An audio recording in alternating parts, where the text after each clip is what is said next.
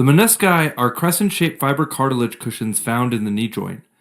Normally, there's the medial and lateral menisci between the femur and tibia, so a meniscus tear, more commonly known as a torn knee cartilage, is when one of the menisci of the knee is torn.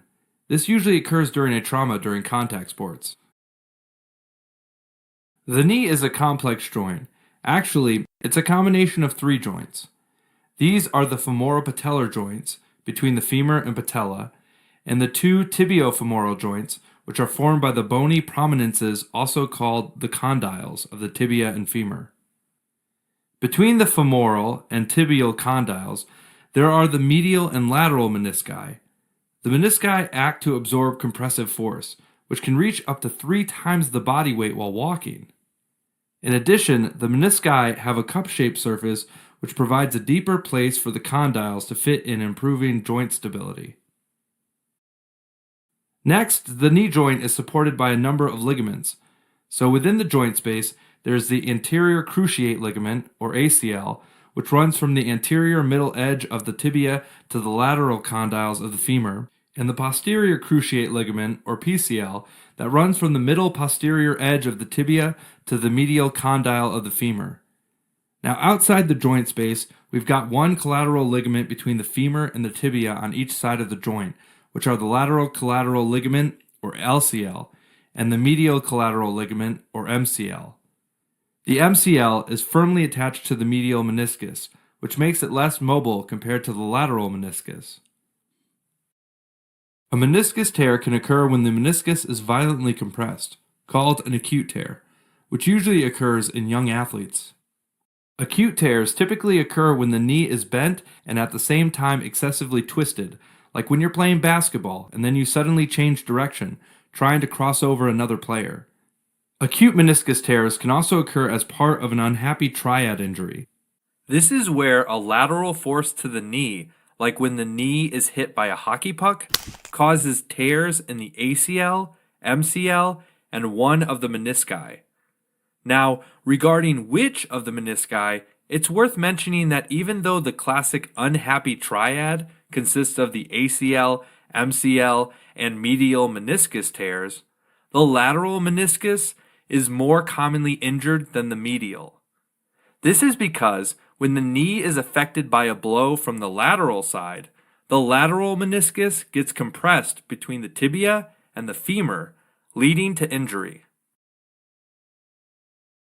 In contrast to an acute tear, there are also chronic tears, which usually occur in older people. This is because the wear and tear of the menisci make them more susceptible to tears with minimal force, or any noticeable trauma. An elderly person might tear their meniscus from simply getting up from a chair. Alright, let's talk about symptoms. In an acute tear, there can be an intense pain in the joint at the time of trauma. Over the next 24 hours, joint pain and swelling increase gradually. In addition, a piece of the torn meniscus can get stuck between the condyles, restricting joints movement called joint locking. This causes a clicking sound or a popping sensation when trying to extend the knee. In contrast to acute tears, pain in chronic tears can be absent. However, mechanical symptoms like joint locking or popping sensation can still be present. The diagnosis of meniscus tear is mainly based on clinical symptoms, in addition to testing knee joint range of motion and any associated pain. One of the tests used to do that is McMurray test, where the knee is bent, internally rotated, and then extended in order to compress the lateral meniscus.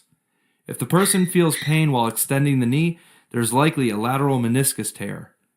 The same is done to diagnose a medial meniscus tear, where the knee is bent, externally rotated, and then extended to compress the medial meniscus. An X-ray can't directly show a meniscus tear, but it can show degenerative changes in the joint, like those in osteoarthritis, which are commonly found in cases of chronic tears. Examples of osteoarthritic changes are joint space narrowing, osteophytes formation, which are small bony projections in subchondral sclerosis, which means hardening of the bones that underlie the joint cartilage. However, the diagnosis of acute and chronic meniscus tears can be confirmed using an MRI, which will not only show the tear, but also the size and location. The treatment of meniscus tear begins with ice to reduce inflammation, rest, and pain medication. Also, physical therapy can strengthen the muscles around the knee, which helps decreasing the load on the menisci. In more severe cases, open or arthroscopic surgery may be needed to repair the torn meniscus. Alright, as a quick recap, meniscus tear is when one or both of the menisci of the knee joint are torn. Acute tears usually occur in athletes during contact sports, when the menisci are violently compressed. On the other hand, chronic tears occur in older people and are due to wear and tear changes of the menisci. The diagnosis is mainly based on clinical symptoms, like knee pain and swelling, and can be confirmed by MRI. Treatment can be conservative, or by open or arthroscopic surgery.